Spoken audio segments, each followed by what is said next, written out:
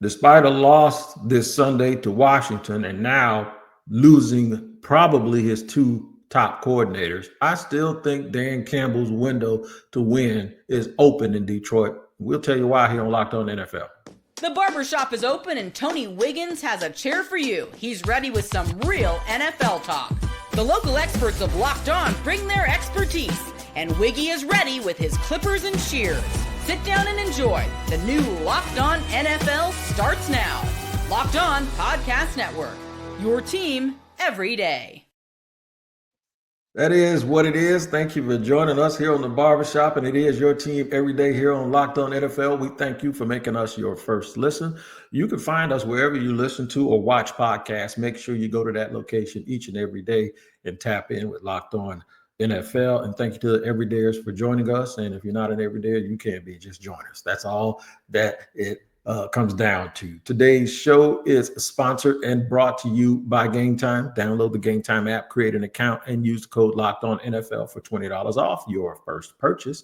As always, here on Tuesday, our guest and our expert is Kevin Ostreicher of Locked On NFL and Locked On Ravens. And we're going to talk about the Ravens later on in the show and give Kev a chance to give us his spiel on how that game went, what happened, and maybe we'll forgive Mark Andrews.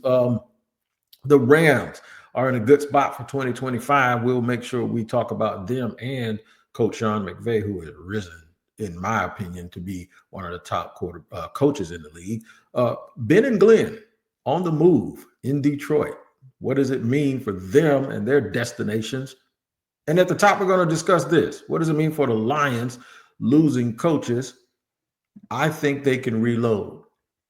What do you think, Kevin? You think they're going to be able to reload? Is their window closing? Is this like, oh my God, they only had 2 years to get it done? Or can we practically look at the roster and look at the fact that they still have their coach and their GM and say they can do it again?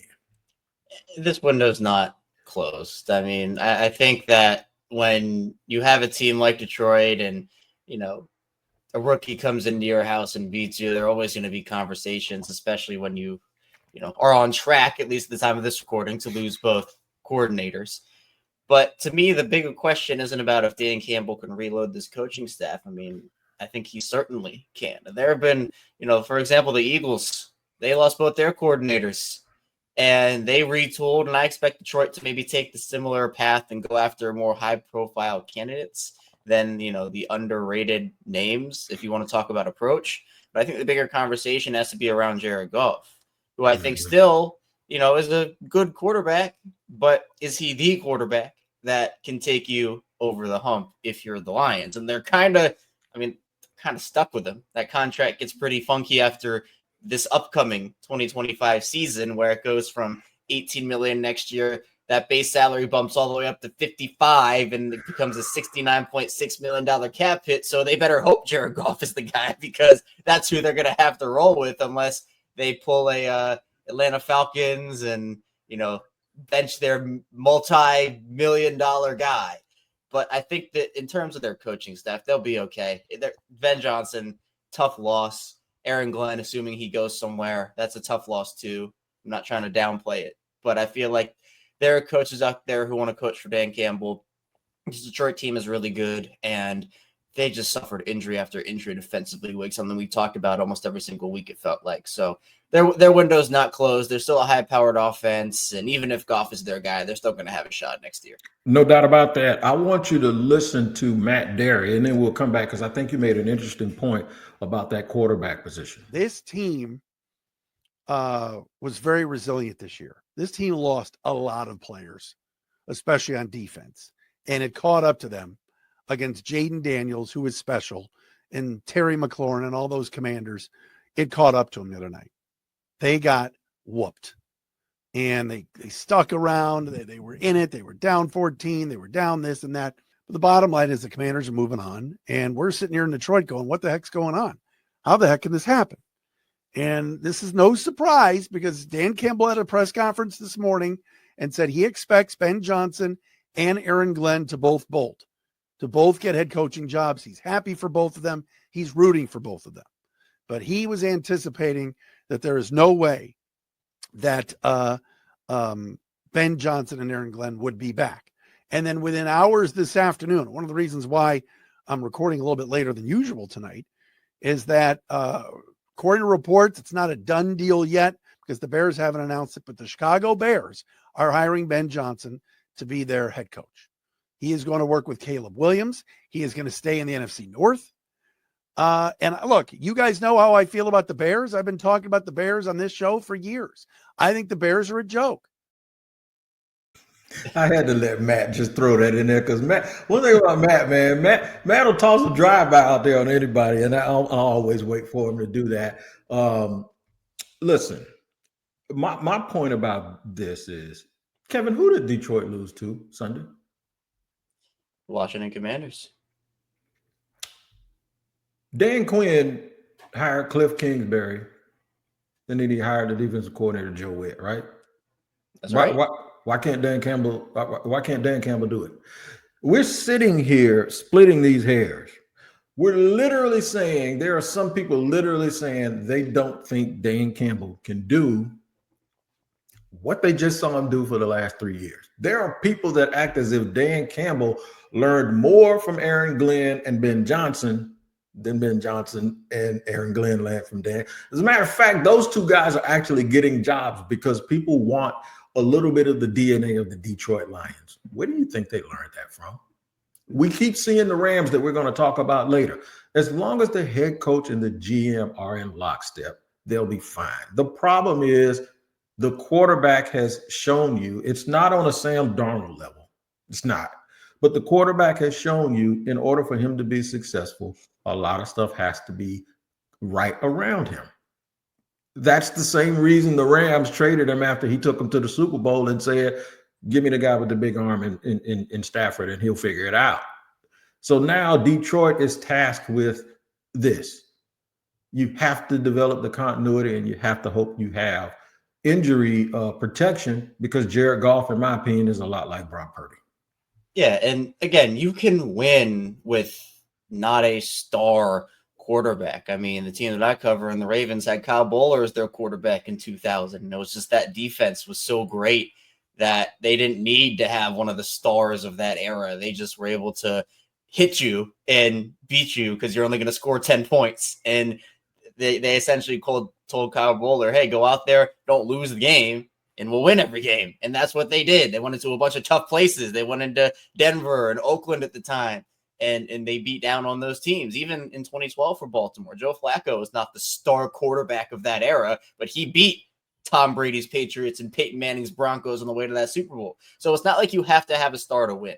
But you also, if that's the case, you have to, one, have that quarterback not lose you games. And two, you have to have an absolutely star-studded roster around him, which I do think Detroit has. I mean, they have guys at a lot of different positions, especially defensively when they're healthy. That's the key. When they're healthy, and they were not healthy this season. So I think, Wig, a lot of it comes down to health. And, you know, we can talk about a team like Cincinnati who went to the Super Bowl because they had some of the best injury luck I ever saw that one year. Mm-hmm. And then obviously Joe Burrow gets injured and they lose guys and, you know, they haven't been the same since then. So health plays a big role.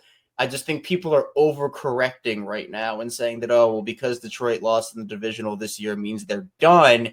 And I think we're a couple years away from saying something like that. Detroit still has time. Yeah, they have time. They have a lot of young players and they draft well and they have an identity. They know exactly who they are. I'm not telling you it's going to be easy. But then there's the flip side. There are people saying, well, you can win with just having your team play a certain way because Buffalo did. Here's the difference. Depending on your quarterback, when everyone thinks he's not the guy who can carry you, versus depending on your whole team and depending on your quarterback to dial it back a little bit and play in a box, but everybody knows that if you let him out of that box, he can turn into Superman. Those are two totally different things. The expectations of Josh Allen, the fear factor of Josh Allen being able to put that cape on scares the daylights out of team.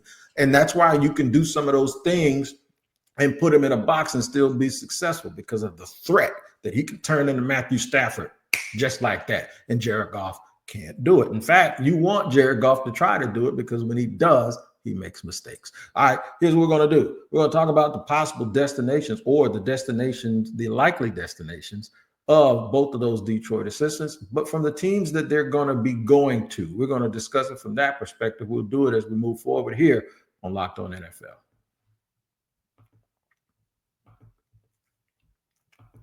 Once again, today's show is sponsored and brought to you by Game Time. I love going to live events, whether it's sports, music, theater, or comedy. One of my favorite memories was attending a concert last year. The energy and excitement, it was just flat out unforgettable. It was the last time I saw Frankie Beverly and Mays before Frankie passed away. And I'll never forget it. And I'll never forget how I got the tickets. I got them at Game Time. Game Time has made it easier for you to get tickets to your favorite events with the new feature, Game Time Picks. This feature filters out the fluff so you can only get incredible deals on great seats, and you don't have to waste time searching through thousands and thousands of tickets. Take the guesswork out of buying tickets with Game Time. Download the Game Time app, create an account, and use the code LOCKEDONNFL for $20 off your first purchase. Terms apply. Again, create an account and redeem code LOCKEDONNFL for $20 off. Download Game Time today. What time is it? Man, it's game time. Segment 2 here on Locked On NFL with my man Kevin Oestreicher of Locked On Ravens. We'll get to him and that in just a second to give him a chance to give his spill, just like we gave Matt Derry his opportunities. But first, let's start with Aaron Glenn. Aaron Glenn is rumored to be going in for a second interview. It's been confirmed he's going in for a second interview with the Jets. The rumor is that they're not going to let him out of a building because they believe that other teams, maybe the Saints, would be coming after him. He played for him. He's beloved. And he also, I think, will give them a little bit of stability and all of that moving forward. The one thing people are overthinking is about this last one game. And I'll remind folks that the last year in the playoffs, the Dallas Cowboys gave up 48 points in the loss. And Dan Quinn is just the team that just beat Detroit, and they're going to the championship game. One game does not make for a career assessment, if you will. I think the body of work is too big to be thinking about one thing like that. Yeah, I agree. And for a guy like Aaron Glenn, who has proven that he can do it at the NFL level and is a guy that I think players want to play for, it's a good fit. And, you know, I'm not going to sit here and judge any one person off of any one thing in this NFL, where everybody has a bad day, or your defensive units have a bad day, offensive units have a bad day. It just happens. You know, I just sat there and watched Mark Andrews have the worst day of his career, and I'm not coming out here and saying that, oh, he's terrible, he should retire. You know, everybody has those moments, and plus, I'm giving Aaron Glenn some slack because of the fact that his defense was so banged up, right? I mean, I'm not going to sit here and say that defense, oh, he lost and Jaden Daniels beat a fully healthy Detroit defense and all the, you know, that was a terrible. No, I mean, they were having fourth stringers out there, and like at some point, like you can mask it at times. But when it just piles up on you over and over again, this is the result that you're going to get. So, look, I think Aaron Glenn did an admirable job. Obviously, it wasn't great in the divisional round, but, you know, you can only do so much with the guys you have. And I think that when you talk about hiring somebody, you want to take it from the whole body of work, like you said, not from one game. And I know that a lot of people think that teams, if there's a bad playoff performance, that will shift a team's mind one way or the other. It doesn't do that. I mean, these teams have their minds made up before the playoffs begin of like, all right, this is our guy. And they understand that one game doesn't define a guy. So I'm not going to sit here and say one game defines a guy. Of course, it leads to good talking points. I'm going to squash some of that in a second and talk about, I'll give you a couple of examples, more examples than the one I just gave you with Coach Dan Quinn. But listen to John Butchko of Locked On Jets. But let's begin with the topic that most of the Jets fan base has been discussing over the last 24 hours, and that was the performance of the Detroit Lions Saturday night in the divisional playoffs, and more notably, the performance of the Lions defense, which is run by defensive coordinator Aaron Glenn, who is currently viewed as one of the top candidates, perhaps the top candidate to be the New York Jets head coach. Now, the Lions' loss actually means that this process can move quicker than it might have otherwise, because with the Lions out of the playoffs, Glenn can, first of all, meet with the Jets in person. He can now do an in-person interview this week. And second, the Jets can offer him the job now, and he can accept the job. A coach cannot officially accept a head coaching job until the team he works for is out of the playoffs. So this perhaps will expedite things a bit for the Jets, especially since Glenn is viewed as one of the top candidates. Now, I think the question a lot of Jets fans have after that game is, should Glenn be one of the top candidates? Because there's no sugarcoating it. It was a horrible performance by Detroit, a Detroit team that was a big favorite, just came out and played an awful game. And that was particularly true on the defensive side of the ball. Washington put up 45 points. Now, there was a pick six, so I mean, we can call it 38, which is still a very bad night. The Commanders, 481 yards of offense in this game, averaged 6.6 yards per play. They threw for 299, they ran for 182. It was ugly for the Detroit Lions. So he has some points. It wasn't pretty, but you have to factor in complimentary football. It's funny that a group of people think that the Detroit Lions are going to miss him, but some of those people also think that the Jets are making a mistake. It's wild when you think about it that way. But I'll put it like this. When your defense is already ailing because of that you're tapped into your depth, the last thing you can afford is for your quarterback to turn the ball over 3 times. The last thing you can afford is to get further and further behind because of a pick six. So all of those things play into each other. I want to mention some stuff here. A couple of years ago, a few years back, the Eagles met the Chiefs in the Super Bowl. That's Jim Schwartz, Steve Spagnuolo. The score was 38-35. Everybody just talked about how good of a game it was because attached to it was not the expectation that one team was going to win. I'll give you another example. Jim Schwartz and Bill Belichick going head-to-head in Super Bowl. 41-33. You didn't hear everybody say that Bill Belichick, the game had passed him, or all of a sudden he can't coach anymore. Sometimes the ebb and the flow of the game happens a certain way because of turnovers, because of big plays, because of nerves, because of weather, because of whatever. And I think people need to pull back and fall back a little bit on this, making one blanket statement about a guy's entire body of work because of a game. Yeah, and it is just it's not fair, and I think it happens too often in today's game. Where, and I think there are more egregious examples where, like, if you're a team that has high expectations, you're just getting blown out in the wild card round every year. I mean, that I think is a different conversation, but you have to take everything into account. And I mean, if I'm the Jets, let's say, and you take this game from Aaron Glenn. And you're like, oh, well, we liked them, but now we didn't. So, good luck somewhere else. I'm sure the Saints would be thrilled. We're not going to take this risk because of one game. There's not a risk, in my opinion. You're not going to judge somebody off a body of work of one game, because to me, I'm taking the whole sample size, and everybody's going to have a bad day or a bad game in that sample size. Not just Aaron Glenn, not just Dan Quinn, not whoever. And I think the Jets would miss out on them if they were to make that decision. So I think that we've seen less and less of that, but I also think it's one way or the other, where it's either an overreaction or an underreaction. And I think underreacting is the way to go in this situation. I mean, the worst kept secret, I don't know if it was necessarily a secret, but in the biggest prediction, Ben Johnson has gone to Chicago, agreed to go to Chicago, be their head coach. I think Lauren Cox is a little happy. Listen to Lauren Cox from Locked On Bears. The Chicago Bears finally got a head coaching hire right, landing Detroit Lions offensive coordinator Ben Johnson to pair with Caleb Williams. My name's Lauren Cox. I host the Locked On Bears podcast.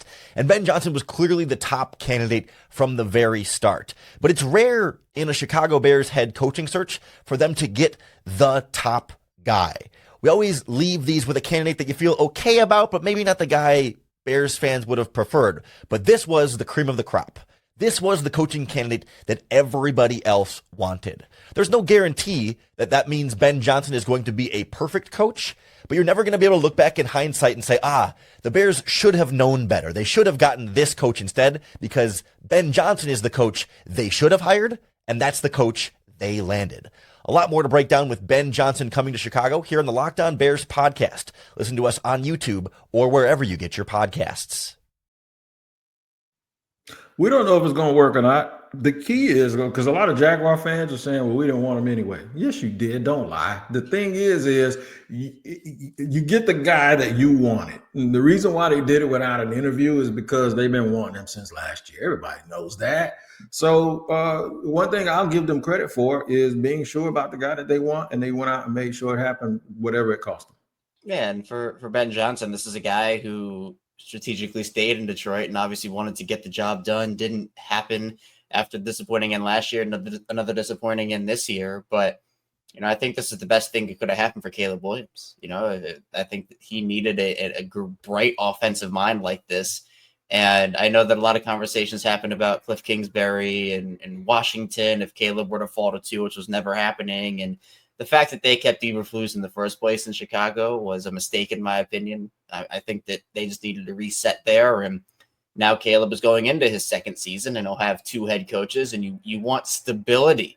But the way that Ben Johnson does things, the way that he can open this offense up and help Caleb Williams grow, this was the top guy. And Lauren's right, where it just feels like the Bears, they always recently have made these like head scratching decisions of like, well, wait, why are you doing this? There's such a clear option in front of you to make. And they finally took it. They finally took the option. Ben Johnson wanted to go there, and they said, oh, wait, okay, this guy wants to come here. Let's secure the deal. They have a lot of talent. I think that Caleb was put in a bad situation in terms of coaching. He had a lot of talent around him. And I think that this is a year they have to obviously get their offensive line right. That's priority number 1. And Ben Johnson will have to head that search and get that unit right for Caleb. But I'm happy for Caleb in particular because it was a bad spot coaching wise for him last season. And he deserves to have at least a chance here. I don't think he had a chance last year.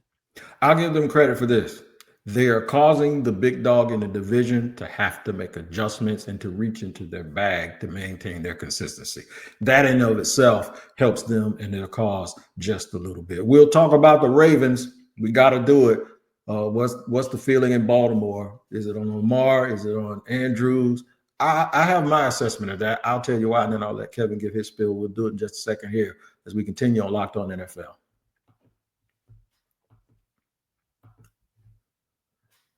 Today's show is brought to you and sponsored by our friends at Prize Picks. It's playoff time, and if you're like me, you want to make the most of these final weeks of football action. That's where Prize Picks comes in. If you love football and want a chance to win real money while watching the games, Prize Picks is the place for you. It's the best way to turn your sports opinions into cash with daily fantasy player projections. It's as simple as this. You pick more or less than player stats, like total passing yards or rushing touchdowns, and for a shot to win up to 1,000 times your money. You heard me. You can make your picks in less than 60 seconds, and whether you're looking for a flex play to boost your payout or want to cash out quickly, Prize Picks has got you covered. With over 10 million members and billions in winnings, billions, it's clear that people are loving this platform. Here's a special for our Locked On NFL listeners. Download the app today and use the code Locked On NFL to get $50 instantly after you play your first $5 lineup. That's Prize Picks. Run your game.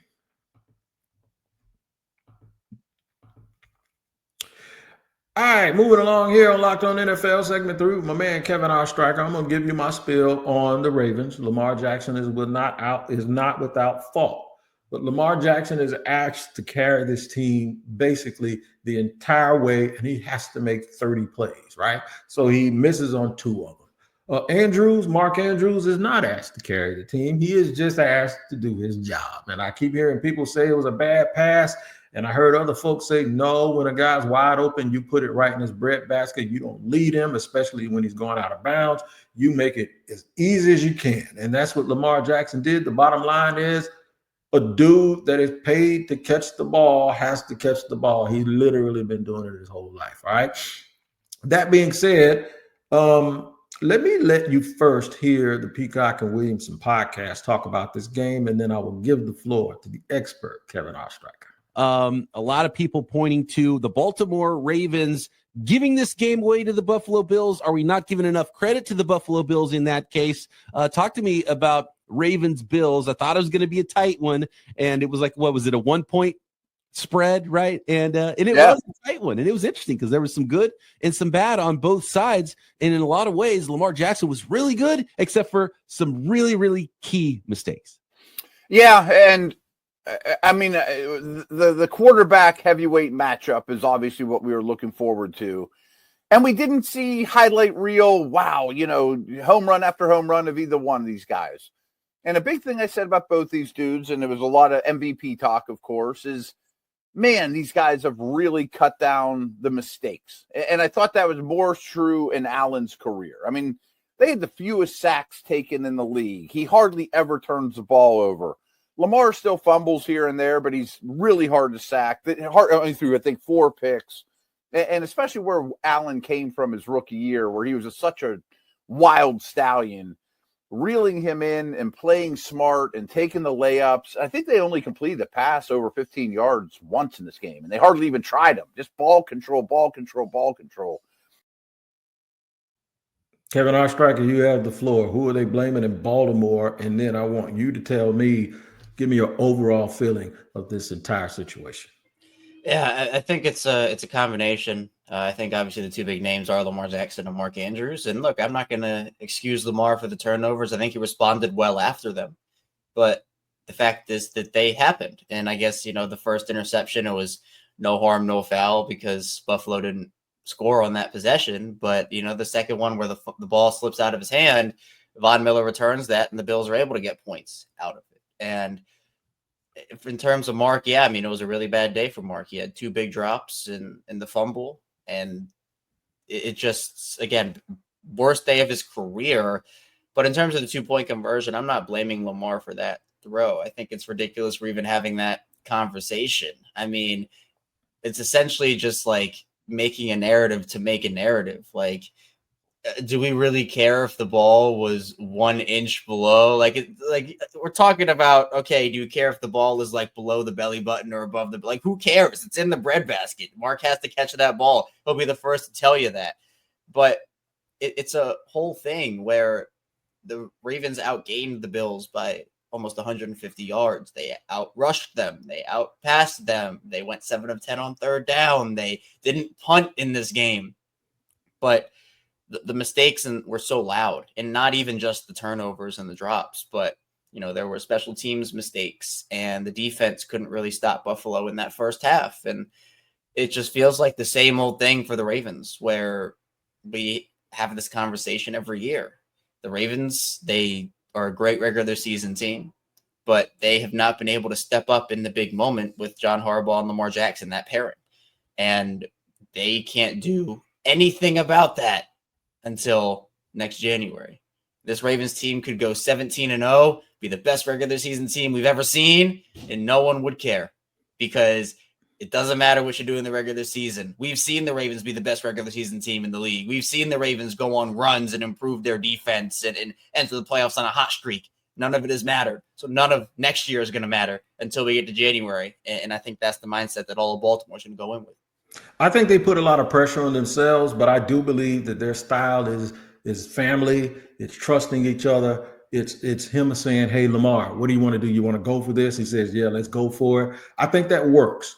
I just think in critical situations, if mistakes are made, it can come across as if, don't worry about it, be calm. No, you do need to have a sense of urgency in the playoffs. I mean, because there is no next week to recover, and there is no, well, we were better, but here's the thing that I say about the game, and I'll use some college results as the example. Tim Tebow threw 2 interceptions in the first half against Oklahoma in the national championship and had the nerve to give a speech at halftime. Didn't do much in the second half. The defense did, and Percy Harvin, they won. He was a hero. Jameis Winston, awful game against Auburn in the first half. Matter of fact, the first half and then the first half of the third quarter was terrible. They won the game because Rashad Green broke a tackle on a quick slant, and Kelvin Benjamin caught a fingertip pass with less than 10 seconds to go in the game. He's a hero. Lamar set himself up to be a hero, and the supporting cast at the end of the game let him down. That's just the way it is. Sometimes you just got to call things what they are. he put himself in that situation, but he is the guy capable of getting himself out of it. But at the end of the day, they depended on people that had the worst game of their career. I feel sorry for him. I feel sorry for the team. And it's just, I feel sorry that the tight end is taking all of this heat because it's something I don't think he's ever going to forget. One thing that the Rams did this year, getting to them, they went to Philly. I don't believe in moral victories, but I will say this. The Rams and Sean McVay have put the league on notice. No matter how many people that they lose, no matter what happens, they will always have a shot. They are serving notice. The consistency you've seen with the Steelers over the years and the Baltimore Ravens and the Chiefs, I think the Rams are starting, as long as they have Sean McVay, they're putting themselves in a situation to be thought about that way because of how they play. Yeah, and there were a lot of teams that were kind of doubted and eliminated from the playoffs before the season started by a lot of people, and the Rams were certainly one of them, especially after losing Aaron Donald, like you said, and losing a bunch of people.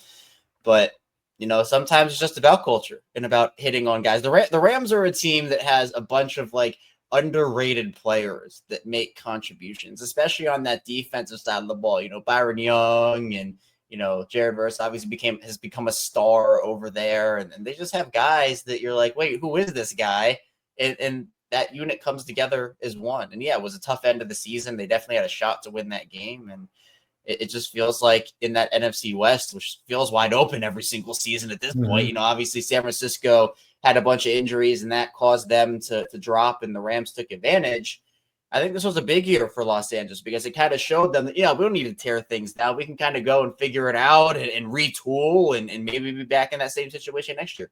No doubt about it. They got two good rookies from Florida State. I had to throw that in there. I'm sorry. In Verse and of course Braden Fitz. I'm always going to throw my love for my college team in, man. Kevin Ostracker, we as always appreciate you. I know it's been a hard weekend for you and the Baltimore Raven fans, but we appreciate you joining us here. Stay warm because I know it's cold up there on the East Coast, man. I'm down here in Florida and it's cold, so I know you and the people around you are trying to brave through this weather. You can brave through it by listening to Locked On NFL twice a day. Tyler Rowland early in the morning with the AM show wakes you up like espresso, and then we cool out with you here in the barbershop every day and try to make sense of all of this stuff, man. Make sure you tap into Locked On NFL each and every day. We'll be here tomorrow with David Harrison of Locked On Commanders, and they're still rolling. My bad, Kev. All right, we'll talk to him in just a couple of hours, and we'll have it out here for you. Make sure you tap in wherever you get your podcast. For Kevin Ostrack, I'm Tony Wiggins. Thanks for joining us.